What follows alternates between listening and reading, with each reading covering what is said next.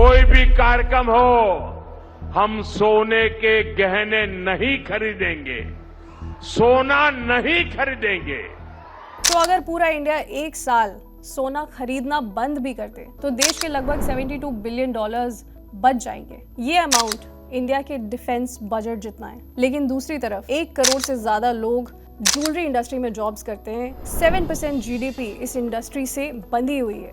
Banks का gold loan, business jewellers, कारीगर सब डायरेक्टली अफेक्ट हो जाएंगे। अब इस पूरी चेन में डॉलर सिर्फ एक ही जगह देश से बाहर जाते हैं, जब कोई इंपोर्टर फॉरेन सप्लायर को पेमेंट करता है। तो असली सवाल ये है, जब आप सोना खरीदते हो, क्या आपकी खरीद इस पॉइंट को ट्रिगर करती है या नहीं?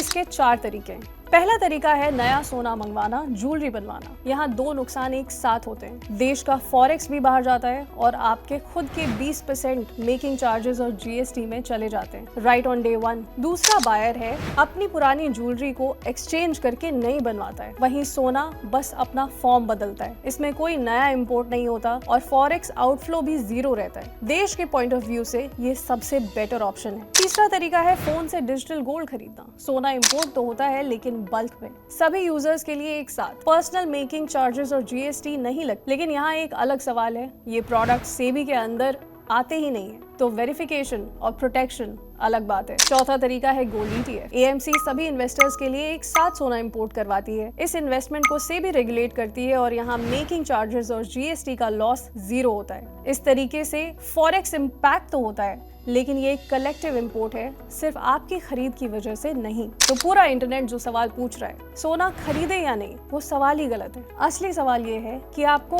कौन से फॉर्म में सोना खरीदना चाहिए, क्योंकि उस सोने के अलग अलग फॉर्म में होने से अलग अलग इम्पैक्ट पड़ता है, आपकी जेब पे भी और देश की जेब पे भी। तो सवाल ये है कि आप किस फॉर्म में सोना रखते हो। आप हमें कमेंट्स में बता सकते हैं। देखते हैं इंडिया क्या चूज करता है।